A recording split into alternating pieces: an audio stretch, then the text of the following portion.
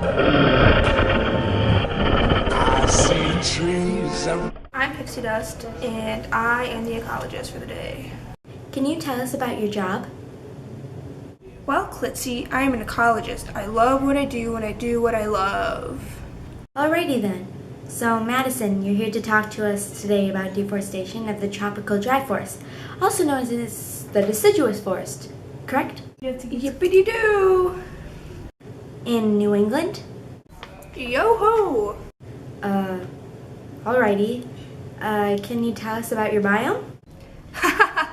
Well, it's located north and south of the equator, man. It's around Africa, South America, Central America, Australia, tropical islands, and New England. It is a very diverse area filled with tons of different animals and plants. And the temperature is high all year round and stuff, and there's really not much rainfall. Okay, anyway, back to deforestation.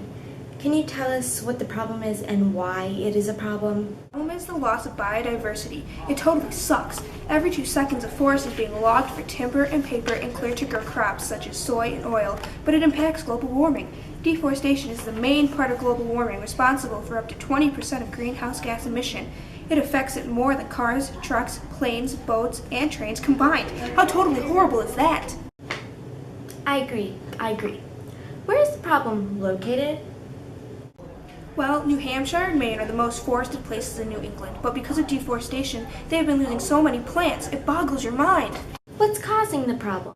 Agriculture activities, because people make food and get more mucha. Holy cows, in urbanization, people log trees so they can make houses, settlements, and like malls and factories, and the logging of trees to mine for oil and coal is disgusting. Who and what is affected? An abiotic factor that is being affected is the air. Without trees, humans won't have oxygen to live. Without oxygen, we can't be able to breathe and live on this earth. We're wasting. Also, a biotic factor is trees, obvious, but dude, when it rains, trees collect the water and store it in their trunks and stuff. And like, it's totally uncool because when they chop the trees down, the massive amount of water results in a flood or a drought. And some biotic factors that are being affected, which we don't really realize, is the squirrels. Like, their homes are being taken away from the little guys. Their food is stored there, so when the trees are chopped down, their meals are gone. Alright, Madison, let's just calm down for a second. Sorry, I just get so emotional. Back to our topic. Are any food chains affected? Well, it affects habitats of primary consumers who eat the producers, so then their population will totally decrease, and then the second consumer is obviously affected, which affects the predator and consumer above it. Can you tell us how is there a problem? Deforestation has become a big problem in the world because many forests are being cut down to make room for new farms. Less trees means more impact to global warming and climate change. Also, deforestation is responsible for up to 20% of the total CO2 emission for human activities. Like the heck? To save our planet, we need to save the forests.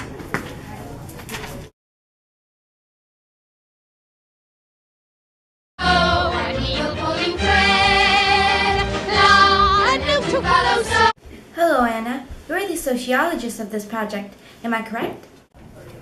Yes. Can you tell us the history of the problem? Well, New England was the second most forested part in the country before the 1700s. After the 1700s, farming took place and destroyed amounts of trees throughout the 1900s. The percentage went from 78.4 to 50%.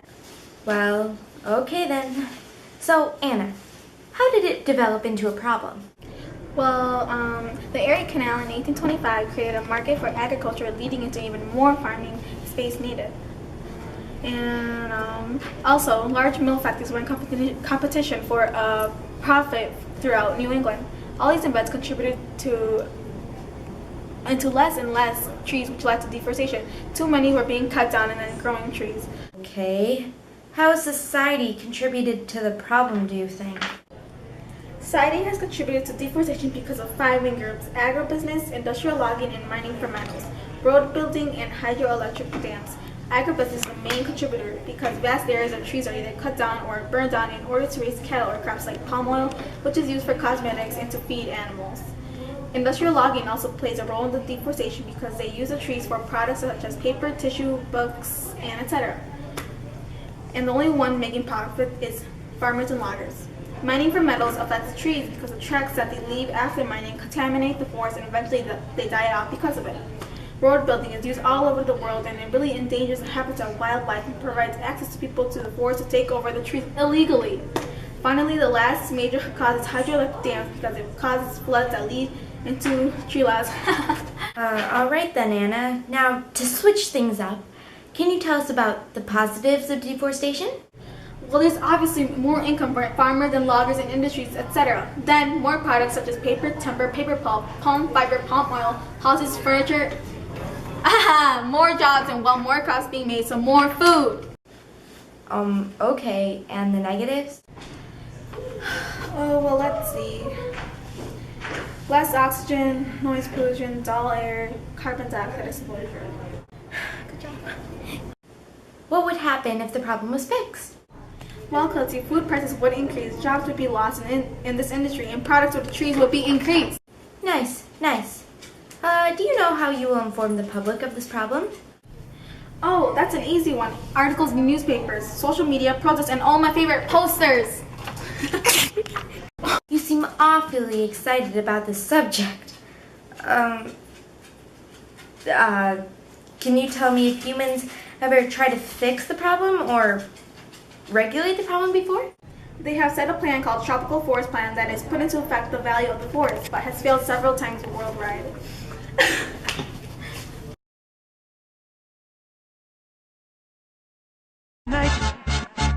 And as long as I got my suit and tie, I won't leave it all on the floor tonight. What is the solution to deforestation? See, there's the corporations, slash markets. You know, if they can destroy forests, they can obviously save one. So companies can make an impact by introducing zero deforestation policies that require suppliers to produce commodities such as timber, beef, soy, palm oil, and paper fiber in a way that it has minimal impact on a natural forest and the climate. Also politics. Yes, politics. Okay, what politics? We have to enforce the laws that are already made, the acts that are already made. We use U.S. laws like the Wilderness Act and the Lacey Act and the Roadless Rule Act to protect the U.S. forest and stop illegal wood products from entering the U.S. marketplace. Wood, this is one of the things, wood can sustainably be produced if it comes from well-managed forests, including plantations growing on previously cleared land. How exciting.